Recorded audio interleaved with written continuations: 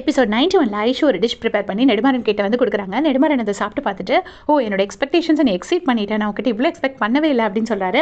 இது வந்து fillet mackerel cult தானே அப்படின்னு கேட்குறாரு. அதுக்கு வந்து ஆமான்னு சொல்கிறாங்க. உடனே சமையல் வைஸ் நீ சூப்பர் ஆகிட்ட ஐஷு, நீ ப்ரெஷரை ஹேண்டில் பண்ணுறதுக்கு மட்டும் நீ கொஞ்சம் படிக்கணும், நீ டிஷ் பண்ணும்போது டிஷ்ஷை மட்டும் ஃபோக்கஸ் பண்ணும், சும்மா இன்ஸ்டா ரீல்ஸ் யூடியூப் இதெல்லாம் பற்றி யோசிக்கக்கூடாது அப்படின்னு சொல்கிறாரு. அப்போ எனக்கு கொஞ்சம் ரெஸ்ட் வேணும்ப்பான்னு கேட்குறாங்க. உன்னை எக்ஸாமுக்கு விடிய படிக்க வைப்பேன், அதே மாதிரி இப்போ காம்படிஷன் முடியறது வரைக்கும் நீ குக் பண்ணிட்டு தான் இருக்கணும், அதுக்கப்புறம் உனக்கு நிறைய டைம் இருக்கும், நீ தூங்கலாம் அப்படின்னு சொல்கிறாரு. இங்கே நம்ம ரெசார்ட் ராஜன் வந்து நிறைய விஷயம் பண்றாரு, அவர் நிறைய பிளான்ஸ் போடுறாரு, ரகுபதி சார் கிட்ட பேசுறாரு, ரிசப்ஷனிஸ்ட் பிரியா கிட்ட பேசுறாரு, நிறைய ஆக்ஷன்ஸ் எடுக்கிறாரு. அப்புறம் ரகுபதி சார் அப்படி டல்லா இருக்கிறத ராஜன் அண்ட் ரியா பார்த்துட்டு சமாதானப்படுத்துறாங்க. இங்க நம்ம துரை வந்து வெற்றிக்கு எல்லாம் ட்ரைனிங் கொடுத்துட்டு இருக்காரு. அப்ப என்ன சொல்றாருன்னா, ஈரப்பதம் இருக்கிற டிஷ்ல ஈரப்பதம் போயிடக்கூடாது, ஈரப்பதம் இல்லாத டிஷ்ஷுக்கு ஈரப்பதம் வந்துடக்கூடாது, இது ஒரு மெயின் பாயிண்ட் அப்படின்னு சொல்லி கொடுக்குறாரு. அதுக்கப்புறம் எல்லா வெஜிடபிள்ஸையும் கொடுத்துட்டு ஏதாவது ஒன்று குக் பண்ணு அப்படிங்கிறாரு. வெற்றி வந்து காலிஃப்ளவர் சூஸ் பண்றாங்க. எதுக்கு சூஸ் பண்ண அப்படின்னு கேட்டும்போது, இல்லை இது பண்றது ரொம்ப ஈஸி மாஸ்டர் தான் இதை எடுத்திருக்கேன் அப்படின்னு சொல்றாங்க. உடனே ஒரு பொருளோட இயல்பு மாறாம நீ அதை குக் பண்ணும் அப்படின்னு சொல்லி கொடுக்குறாரு.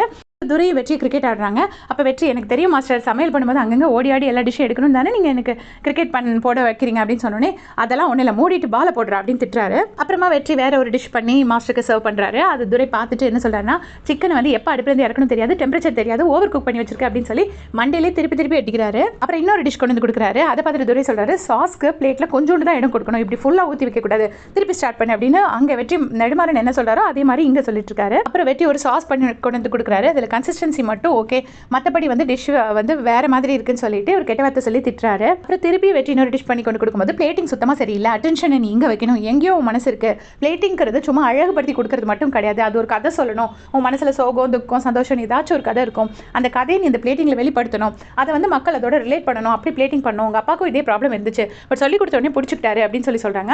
அப்போ வெற்றி சொல்கிறாரு, நான் எவ்வளோ ட்ரை பண்ணுறேன் மாஸ்டர், நான் எப்படி பண்ணாலும் உங்களுக்கு பிடிக்க மாட்டேங்குது அப்படிங்கிறாரு.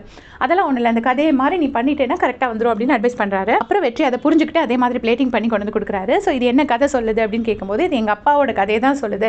வாழ்க்கையில் எங்கள் அப்பா எனக்கு கஷ்டமான பாதையை கொடுத்தாருன்னு நான் நினச்சேன், ஆனால் அது வந்து வளர்ச்சிக்கான பாதைங்கிறது இப்போ தான் தெரியுது அப்படிங்கிற மாதிரி சொல்கிறாங்க.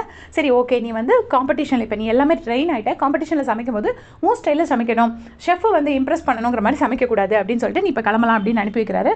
அந்த டைமில் கரெக்டாக செல்வி கால் பண்ணுறாங்க. அம்மாவுக்கு கொஞ்சம் சீரியஸாக இருக்குன்னு சொல்கிறாங்க. உடனே இவர் ஓடி போய் அம்மா பார்க்க போகிறாரு. அங்கே டாக்டர் பார்த்துட்டு ஒரு 10 டேஸ்க்குள்ளே சர்ஜரி பண்ணணும், இப்போதைக்கு அவங்களுக்கு பெயின் கில்லர் கொடுத்து தான் பெயினை கம்மி பண்ணியிருக்கோம், உங்கள் உடம்பு குணமாயிட்டு இருக்கல, ஸோ நீங்கள் எப்படியாச்சும் சர்ஜரிக்கு அரேஞ்ச் பண்ணுங்க அப்படின்னு சொல்லி டாக்டர் சொல்கிறாங்க.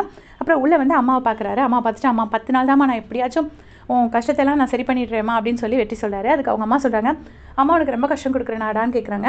அதெல்லாம் ஒன்றும் இல்லைம்மா, எனக்கும் செல்விக்கு இப்படி வந்துச்சுன்னா நீ இப்படி நினைப்பியா அப்படின்னு வெற்றி கேட்குறாரு. அதுக்கு அவங்க அம்மா சொல்கிறாங்க, அப்படிலாம் வாய் திறந்து கூட பேசுறாதுடா, உன் போட்டியில் மட்டும் கான்சன்ட்ரேட் பண்ணி நல்லா பண்ணுடா அப்படின்னு சொல்லி அம்மா ஆசீர்வாதம் பண்ணி அனுப்பி வைக்கிறாங்க.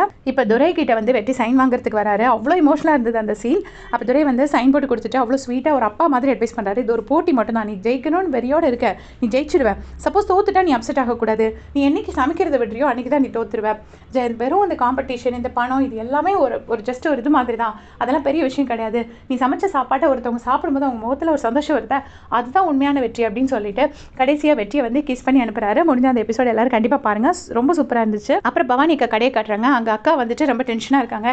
டேய் நாளைக்கு நீ கிளம்ப போறீல, உனக்கு வேணா பணம் வேணா கேள்டா, அக்கா போட்டு தரேன் அப்படின்னு சொன்னோடனே பாண்டி வந்து டீஸ் பண்ணுறாரு. ஆமாம், என்னைக்காச்சும் சம்பள பணம் கூட்டித்தான்னு கேட்டப்போ கூட்டி போட்டு கொடுத்துருக்கியா அப்படின்னு, ஏண்டா நான் அப்படி கூட்டி கொடுத்ததே இல்லையா அப்படின்னு சொல்லிட்டு அக்கா கேட்குறாங்க. அதுக்கு வந்து இல்லையே அப்படின்னு சொல்லி வேணும்னே அக்கா வந்து டீஸ் பண்ணுறாரு பாண்டி.